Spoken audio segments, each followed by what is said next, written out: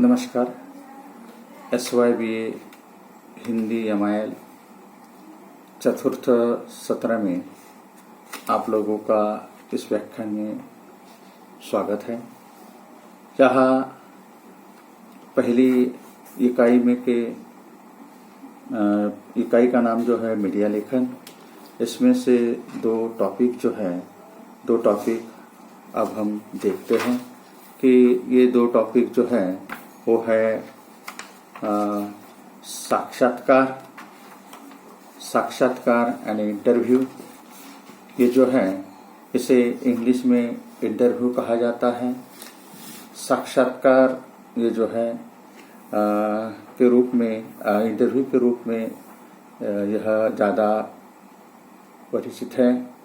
इसका सीधा आशय जो है वो सीधा आशय साक्षात कराना तथा साक्षात करना होता है। इस तरह यह स्पष्ट है कि साक्षात्कार वह प्रक्रिया है जो व्यक्ति विशेष का साक्षात्कार कर दे। किसी भी क्षेत्र से चर्चित या विशिष्ट उपलब्धि प्राप्त करने वाले व्यक्ति के संपूर्ण व्यक्ति एवं कृतित्व की जानकारी इस विधि द्वारा प्राप्त की जा सकती है, उसे साक्षात्कार कहते हैं। साक्षात्कार व्यक्ति अभिव्यक्ति का सशक्त माध्यम है। यह विधा भेंटवार्ता, इंटरव्यू, बातचीत, भेंट के रूप में खासी लोकप्रिय है। जहाँ साहित्य क्षेत्र में एक रचनाकार के जीवन, रचनाकर्म, विचारों को समझने का सबसे प्रामाणिक माध्यम साक्षात्कार है, तो प्रिंट और इलेक्ट्रॉनिक मीडिया की विश्वसनीयता आधार साक्षात्कार है। साक्षात्कार को जानने समझने के लिए हमें दूसरों के विषय में सब कुछ जानने की मानवीय जिज्ञासा की प्रवृत्ति को समझना होगा। इंसान दूसरों के बारे में, विशेषकर चर्चित, प्रसिद्ध, अप्रसिद्ध लोगों के बारे में बहुत कुछ जानना चाहता है। वह अपने विषय में या अपने विचार दूसरों को बताने की इच्छा भी रखता है या उसकी इच्छा भी रहती है। वह अपने अनुभव का लाभ दूसरों तक तथा दूसरों के तजुर्बों का फायदा स्वयं प्राप्त करना चाहता है।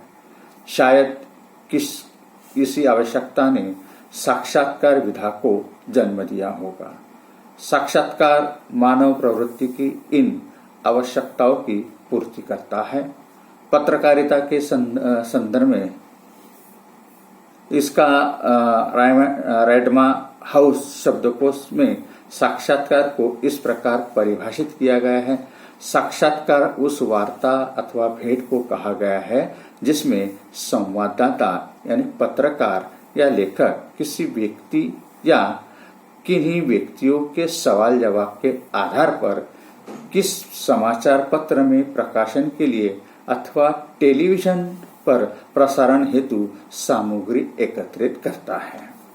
आज की पत्रकारिता की दुनिया में सामने वाले से कुछ निकालने के लिए राजनीति, ठहराव तथा प्रतिस्पर्धी की क्या चाल है, जिसमें सामायिक घटनाओं के प्रति संबंधित व्यक्तियों के सनसनी फैलाने वाले शब्द साक्षात्कार के माध्यम से सामने आते हैं और वही समाचारों की सुर्खियां बन जाती है।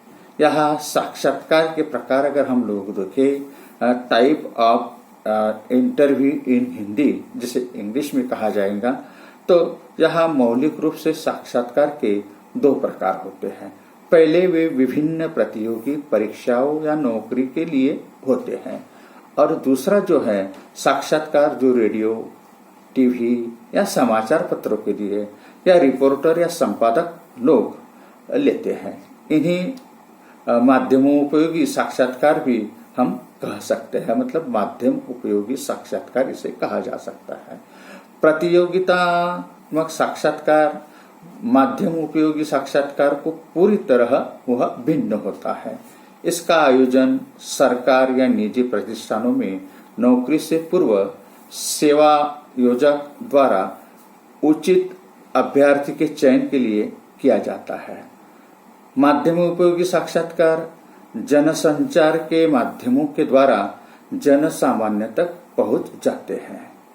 जनमाध्यम की प्रकृति के आधार पर साक्षात्कार भी भिन्न प्रकार से आयोजित किए जाते हैं। इनके सैद्धांतिक एवं व्यावहारिक पक्षों में बहुत अंतर होता है, जिसकी पूर्ण और स्पष्ट जानकारी का होना साक्षात्कार दाता जो है या साक्षात्कारता दोनों के लिए आवश्यक होता है। माध्यम के अनुसार वार्ता और दाता अपनी तैयारी कर सकते हैं और फलस्वरूप साक्षात्कार की सफलता सुनिश्चित की जा सकती है। फिलहाल हम इस अध्याय में जन माध्यमों वाले साक्षात्कार की ही चर्चा करने वाले हैं। जन माध्यमों के आधार पर साक्षात्कार दो प्रकार का होता है। पहला जो होता है प्रिंट मीडिया साक्षात्कार तथा दूसरा जो होता है इलेक्ट्रॉनिक मीडिया साक्षात्कार। प्रिंट मीडिया के लिए जो साक्षात्कार होता है इंटरव्यू ऑफ प्रिंट मीडिया इन हिंदी, जिसे इंग्लिश में कहा जा सकता है कि रेडियो टीवी के लिए किए जाने वाले साक्षात्कार को प्रिंट माध्यम का साक्षात्कार पूरी तरह से भिन्न प्रकार का होता है। यदि इस माध्यम के साक्षात्कार में भी रिपोर्टर टेप रिकॉर्डर या कैमरे का उपयोग कर सकता है, लेकिन उसमें उसे अंतिम रूप में उसे सुनकर लिखना और टाइप करना होता है। ये प्रिंट मीडिया। अब प्रिंट मीडिया के लिए किए जाने वाले साक्षात्कार में दाता और कर्ता जो होता है, कर्ता के हाव भाव, शारीरिक गतिविधियों और वेशभूषा का कोई महत्व नहीं होता है। इस माध्यम के साक्षात्कार में सुधारने की भी और संभावनाएं होती हैं, क्योंकि यह साक्षात्कार दर्शकों को श्रोताओं की तरह तुरंत उसी रूप में पाठकों को प्रस्तुत नहीं किया जा सकता है। साक्षात्कार आयोजन के बाद संपादक अपनी कुशलता से साक्षात्कार की प्रभावपूर्ण प्रस्तुति प्रदान कर देते हैं। प्रिंट मीडिया के साक्षात्कार में भाषा सरल या विषयानुसार क्लिष्ट भी हो सकती है, क्योंकि इसे पढ़ने वाला व्यक्ति साक्षर तो अवश्य ही होगा, साथ ही विषय अनुसार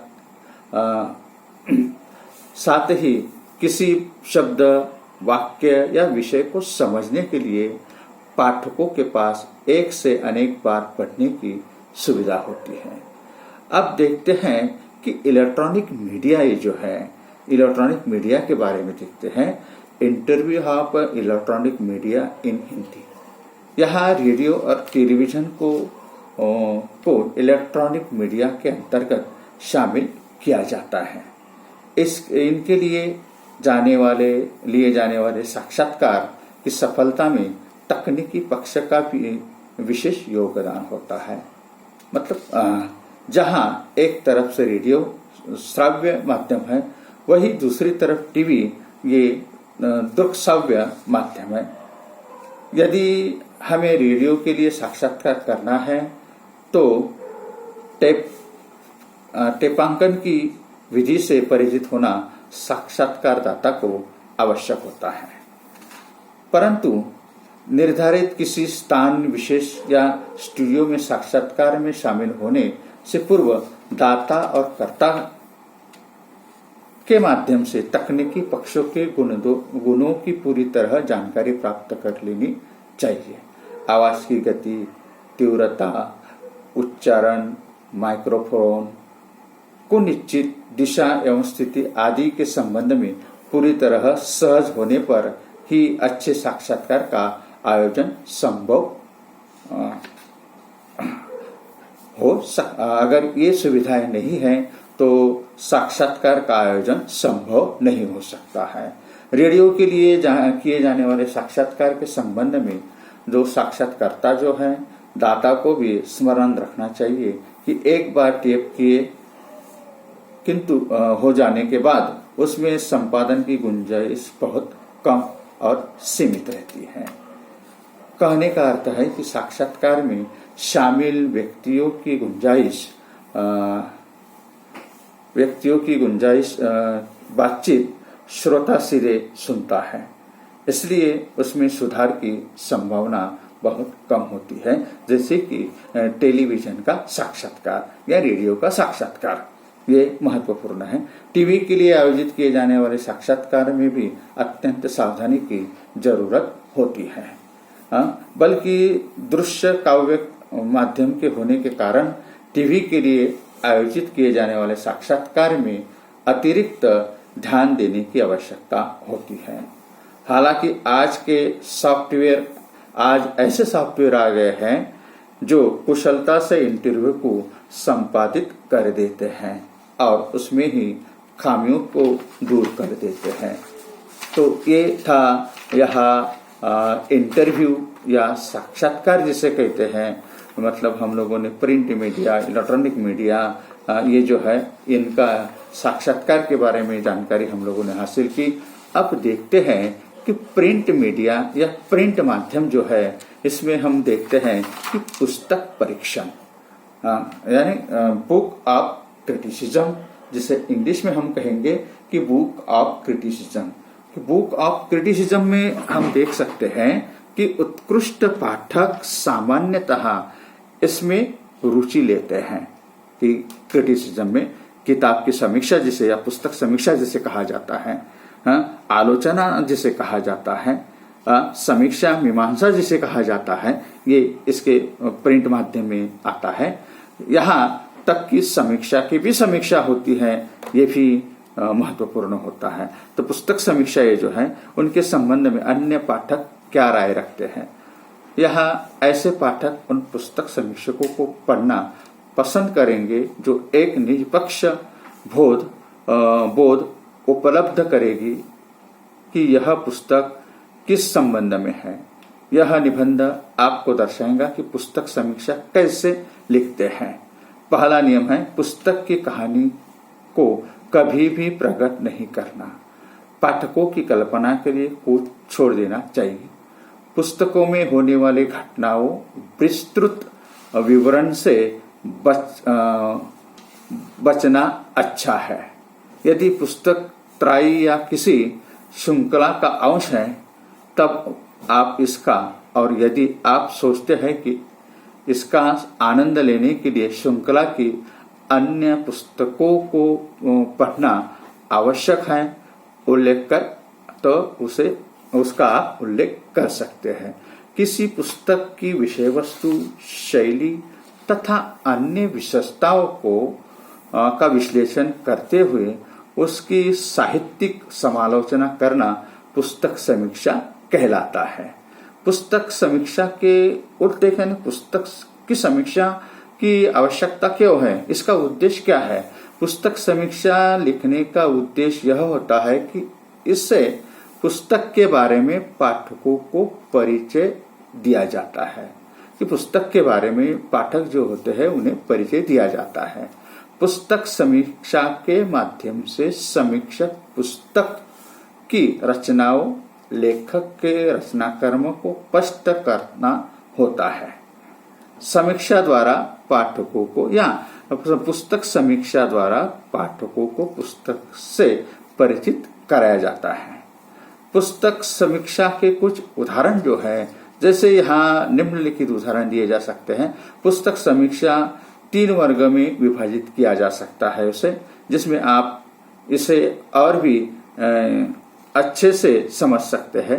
परिचयात्मक समीक्षा, विश्लेषणात्मक समीक्षा और मूल्यांकन समीक्षा, ये 3 प्रकार के समीक्षा के प्रकार हैं। तो पहले देखते हैं कि परिचयात्मक समीक्षा, इसमें पुस्तक का सिर्फ सामान्य परिचय दिया जाता है। दूसरा जो है विश्लेषणात्मक समीक्षा। विश्लेषणात्मक समीक्षा में पुस्तक में जिस विषय का वर्णन किया जाता है उसका विश्लेषण भी होता है। और तीसरी जो समीक्षा है वह है मूल्यांकन समीक्षा। इसमें आलोचनात्मक और तुलनात्मक मूल्यांकन पर जोर दिया जाता है और उससे उसी विषय पर लिखी गई दूसरी पुस्तक की तुलना भी की जा सकती है। तो पुस्तक समीक्षा के कुछ प्रारूप जो है, पुस्तक समीक्षा का प्रारूप कैसे होना चाहिए, उसके कौन कौन से पॉइंट है, इसे हम देखते हैं अभी। कि पहला पॉइंट है पुस्तक का नाम, दूसरा है पुस्तक के लेखक, तीसरा है प्रकाशन का नाम, चौथा है ISBN उनका नंबर, पांचवा है पुस्तक की कीमत, छठवा है पुस्तक के बारे में 12 कुछ परिचय वगैरह लिखना, सातवां है पुस्तक में मिली सीख, इसे अल्प शब्द में आप लोगों को समझाना होता है। पुस्तक समीक्षा लिखने के लिए इसका कोई निश्चित तारीख नहीं होती है, लेकिन फिर भी इसके कुछ बिंदु होते हैं जिससे आप अच्छी पुस्तक समीक्षा लिख सकते हैं। पुस्तक की पूरी कहानी को स्पष्ट नहीं करना चाहिए, इसे बस संक्षिप्त रूप में बताना चाहिए। पाठक उसी की कल्पना कर सके इतना छोड़ दिया जाए। पुस्तक में जितनी भी घटनाएं होती है उसका विस्तार से वर्णन ना करें। आप पुस्तक समीक्षा में इस बात का भी उल्लेख कर सकते हैं कि पुस्तक की श्रृंखला अन्य पुस्तकों को पढ़ना आवश्यक है, जिससे कि पुस्तक को आनंद पूर्वक पढ़ा जा सके। आप पुस्तक में किस चीज से ज्यादा प्रभावित हुए, आपको जो भी आकर्षित लगा था वह विषय वस्तु, पात्र, कथानक कुछ भी हो सकता है और कोई दूसरी चीज भी हो सकती है। इस तरह से ये पुस्तक परीक्षण के कुछ ये है पॉइंट है। अब हम देखते हैं कि पुस्तक कौन से आधारित पुस्तकों की समीक्षा लिखी जा सकती है, मतलब कौन कौन से पुस्तकों की समीक्षा हो सकती है। यहाँ एक है पुस्तक में आपको किस पात्र ने ज्यादा प्रभावित किया और आपको कौन सा पात्र पसंद आया और क्यों आया। पुस्तक ने आपको हंसाया या रुलाया था। क्या पात्र आपको वास्तविक लगे थे। दृश्य किसी तरह लिखे गए थे। दृश्य के प्रकार कैसे थे। रहस्यात्मक दृश्य, रोमांटिक दृश्य और आनंदपूर्ण दृश्य, ये दृश्य किस तरह के लिखे गए थे, ये चौथा पॉइंट है। अब संवाद से प्रेरित हुए थे, 5 नंबर का पॉइंट है। 6 नंबर का पॉइंट है किस प्रकार की शब्दावली का प्रयोग किया गया था। पुस्तक में जो चीज आपको पसंद आई उस चीज का उल्लेख करें। यहाँ पुस्तक में आपको बहुत से अंश पसंद आए होंगे, लेकिन पुस्तक के बहुत से अंश ऐसे भी हो सकते हैं जिसमें आपको प्रभावित नहीं किया हो, जिसमें कहानी की शुरुआत, कहानी का अंत, विषय वस्तु का व्यवहार कुछ भी हो सकता है और इसका वर्णन करें। पुस्तक समीक्षा का समापन करें। पुस्तक समीक्षा का समापन आपको इस तरह से करना है कि यह पुस्तक पाठकों को किस तरह से आकर्षित करती है। इसमें युवक पाठक भी हो सकता है, वयस्क पाठक भी हो सकता है, नाटक, रोमांस, हास्य कुछ भी हो सकते हैं। आप इस पुस्तक की किसी और पुस्तक से तुलना कर सकते हैं, उसे भी सम्मिलित कर लीजिए। पुस्तक का मूल्यांकन करें। पुस्तक का मूल्यांकन कर सकते हैं, जैसे कि स्कोर दे सकते हैं। इस पाठक को लगेगा कि पुस्तक को पढ़ना चाहिए या नहीं चाहिए। तो इस तरह से ये भी 2 पॉइंट जो है, ये प्रिंट मीडिया पहला जो है हमारा पहला टॉपिक का पहला मुद्दा, ये जो है पहली इकाई का पहला पॉइंट यहाँ जो थे कि प्रिंट फीचर लेखन, यात्रा वृत्तांत और साक्षात्कार और पुस्तक समीक्षा, ये जो थी ये 4 पॉइंट हम लोगों ने ये दूसरे व्याख्यान में पूरे कर दिए हैं। तो हम यहाँ पर रुकते हैं और अगले इलेक्ट्रॉनिक माध्यम जो है ये इकाई नंबर 1 का पॉइंट नंबर 2 जो है इसके बारे में चर्चा करेंगे। तब तक के लिए यहाँ रुकते हैं।